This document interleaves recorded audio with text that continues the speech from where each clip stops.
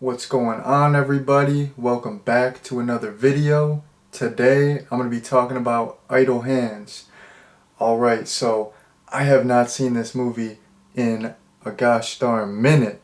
And let me tell you right now, this movie still slaps. I think I've only seen this movie one time before. And the first time I watched it, I absolutely loved it. The first time I watched it, I was a teenager, and I was so into this movie. I just randomly caught it on TV, and it is a teen movie. This movie it blends a lot of different genres, but it definitely is a teen movie, and it's a stoner movie as well. And when the first time that I watched this, you know, I was a teenager, so I was smoking a little bit, so I was pretty into all the stoner elements in the movie. And I don't know, like I just always remember the fact that he was smoking. He had like the little inhaler bowl. I always thought that was so iconic. I thought that was the coolest thing. When I initially watched this movie when I was, a teenager, I thought it was so cool that like his parents were just not around, and he was just on the couch smoking. He just put on a little incense, like he wouldn't even go outside. I was like, man, this guy's living the life. He's just chilling on his couch, watching TV, smoking, goes to his friend's house down the street, gets a bag, blah blah blah. I don't think he did actually get a bag. I think they were out, but I was like, man, like he could just get it so easily, because back in the day when you're like a teenager, it's like hard to get if you're trying to get some smokable stuff. It's not as easy as it seems. Maybe nowadays it's easier because in my state it's legal, so you could just walk down the street. Anyone has it. Grandmas have it, grandpas have it. Little 10-year-old kids have it. It's legal, so I mean everyone has weed nowadays. But I don't know. At the time, I thought it was just cool. Like he's smoking on his couch. He just walks down the street. His friends have it. Like I'm like, man, this cat's living the life. He's got weed for days. Because I was, like I said, I was like smoking a lot. And when you're like a teenager, you can't get like alcohol. You can't get weed like that. So it's like you watch these movies and you're just you're like, man, like these kids, they're like living it up. I know that sounds crazy. I just talked about like for like 20 minutes about how I thought it was so cool that he was just smoking on the reg, but I'm just being honest. That's how I felt when I initially saw it.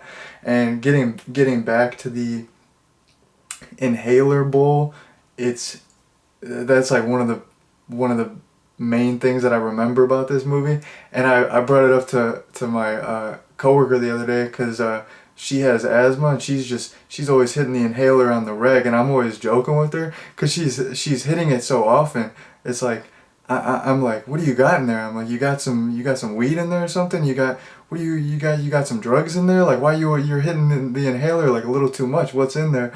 And then because I'm just joking around. And then I mentioned this movie to her. I'm like, have you ever seen Idle Hands?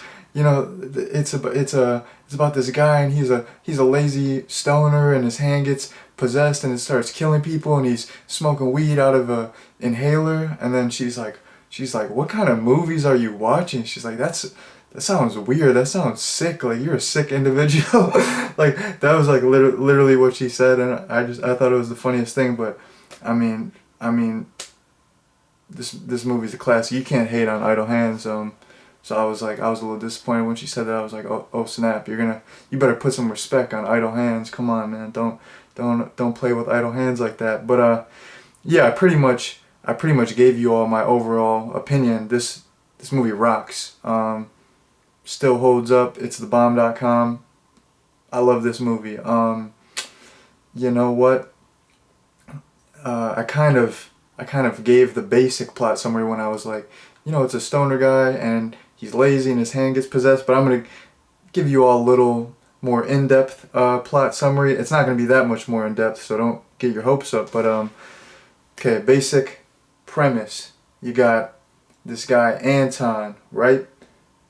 Big time stoner, lazy individual. All he does, he sits on the couch, watches TV, smokes weed, hangs with his buddies, and they do the same thing, right? So, you know, most of you all are probably familiar with the phrase, idle hands are the devil's plaything. You know, if you're not staying busy, you're more inclined to, you know, get into some trouble, do some diabolical stuff, right?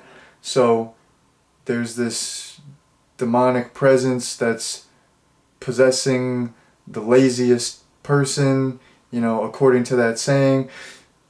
Anton's lazy AF. His hand gets possessed, starts killing people. He's not aware of it at first. So yeah, his hand, I think it's his right hand. His right hand gets possessed, starts killing people, kills his friends. His friends come back as zombies. They hang with him throughout the movie. One of his friends is Seth Green. I'm going to get into the cast because there's actually a pretty good cast in this movie. I'll get into that. But yeah, his zombie friends are hanging with him. He's killing people. He kills some cops with the hand accidentally because, like I said, his right hand's possessed. He can't do anything. He cuts off his hand, tries to, you know, explode it in a microwave. His friends let it out, and the hand gets loose at the school dance. Is trying to kill people, and towards the end, it tries to kill his love interest, Molly. So that's the basic plot summary. Like I said, there's pretty darn good cast in this movie. Anton is played by Devon Sawa. He's in a lot of stuff. I'm a fan of him. Anton's friend, he's got like two main buddies, but one of his buddies is played by Seth Green. And Seth Green, he's a legend. He's extremely funny in this. I love him in this. Molly is played by Jessica Alba. She does great. She has a great performance, and you know, just an honorable mention. She looks very beautiful in this film. Like, oh my goodness, she is a beautiful lady. So shouts out to Jessica Alba. She does great. And then you got this woman. She's like the druidic high priestess. She's hunting this evil. Her name's Debbie, and she's played by Vivica Fox, which she's in all kinds of stuff. I mainly know her from Booty Call with Jamie Foxx. That's a classic. So she's in this as well.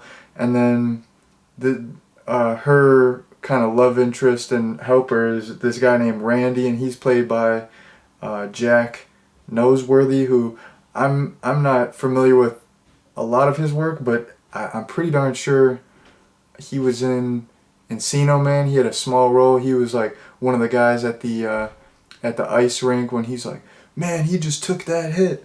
So I definitely recognize him from like I know I've seen him in some other stuff. So yeah, you got an all-star cast going on, and it's the type of deal where a lot of these individuals, you know, this was one of their early movies. This is one of the movies before they really, you know, became a big name, before they really blew up. So it's always cool to see people, you know, start out in these little cheesy little horror movies. I'm not hating on it, but it's one of those cheesy, just kind of fun, funny little stoner comedy teen movies, you know.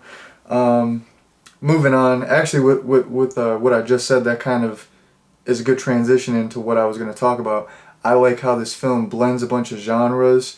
It's a stoner film, it's a teen film, it's a horror film, it's a comedy, and I feel like all of those subgenres, it does like it does well. Like, it's a great teen movie, it's a great stoner movie. It's the horror elements are actually surprisingly really good. Like, there's good gore, good makeup. It has a great Halloween feel, and the comedy, all the dialogue is fantastic. You know, speaking of the horror and all the Halloween elements, this movie actually takes place during Halloween time. I don't know if it's on Halloween night, but it definitely takes place during Halloween time, and it really captures the Halloween atmosphere. There's so many Halloween decorations everywhere, and there's this big Halloween dance where everyone is in costume. So you know, I love horror movies, and I especially love horror movies that take place on Halloween. This movie has the Halloween atmosphere in spades.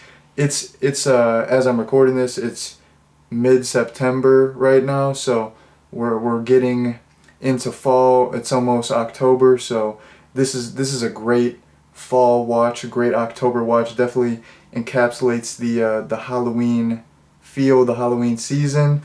Um, Moving on, getting into some horror stuff and some makeup stuff. The actual possessed hand, I think, looks incredible. Once Anton cuts it off, it turns into this like decrepit zombie hand, and it gets these like sharp, creepy looking like razor nails. It looks amazing, and it's all bloody and stuff. And Anton's friends look fantastic. Like one of his friends gets his head chopped off, and then he just like duct tapes it back on. And then his other friend Mick, played by Seth Green, he's killed with a bottle, so he just has a bottle stick, like a beer bottle, sticking out of his head throughout the entire movie. So yeah, they're like zombies, and they look fantastic. And actually, surprisingly, even though this isn't a slasher movie, it's just some like horror comedy stoner movie. You know, since he has this possessed killer hand, there are a lot of kills, and the kills are pretty darn good. There's actually a lot of gore, a lot of blood in this movie, and you know, I feel like you wouldn't expect that, but it's actually well done. Like there's good kills, good gore. Some of the kills are CGI, which might be a problem for some people. Like the CGI doesn't look the best. It's serviceable, but it doesn't really bother me or take me out of the movie, because it's kind of necessary for some of the more intricate kills. So it doesn't bother me at all. Getting into just some random iconic moments when Seth Green's he has that uh, little saw thing. It's like some kitchen utensil, and he's like, "Look at me, I'm Leatherface." I mean, that's an iconic line. You gotta pay homage to Leatherface. You gotta, give Leatherface a little shout out. So that's an iconic little line right there. The burrito scene where the other guy, the guy with the chopped off head, he's eating the burrito, and there's just like blood or burrito, chewed up burrito, like oozing from his throat where it's cut, and then he just like duct tapes himself. That scene's super fun, super iconic.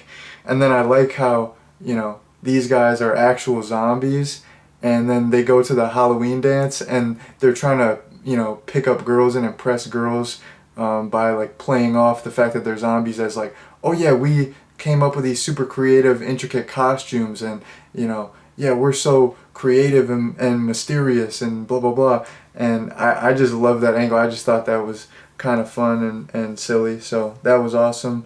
And moving on to the last thing I have on my notes here.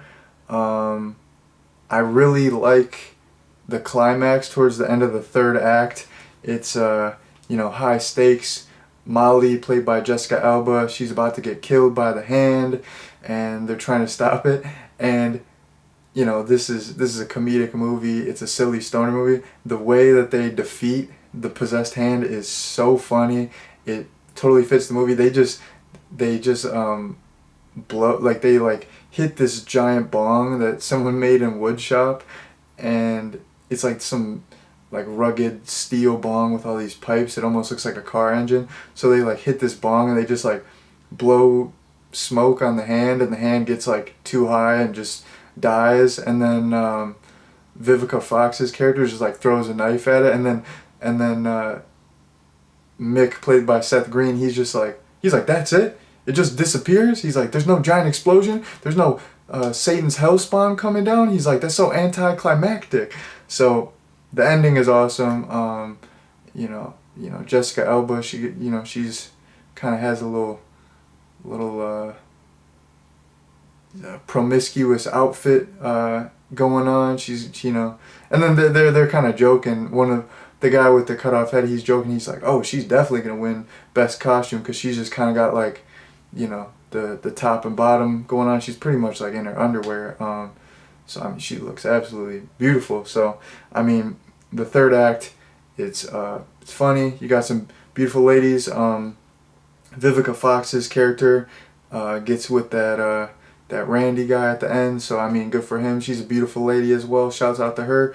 So I mean, it's just a fantastic ending. And then the car falls on Anton, and he's like about to go to heaven with his buddies, but then he's like, you know what? I mean, I got a shot at getting with Jessica Alba, so I'm just gonna hold off on heaven for a little bit, and just I'm gonna post up in the hospital bed. I'm gonna have Jessica Alba take care of me, which is definitely the right decision. So I respect him for that, and it's just a fun little ending. You know, nice resolution. It's super funny. Doesn't take itself too seriously. So had to mention the climax because I think it was pretty fun, pretty satisfying. So that was the last thing I had in my notes. So I'm gonna wrap things up here in a second. In terms of recommendation, I absolutely love this movie. So if you haven't seen it, I would absolutely recommend it. Go out and watch this immediately. Yeah, but with that being said, I've talked about everything I wanted to talk about. So thank you all very much for watching, and peace out.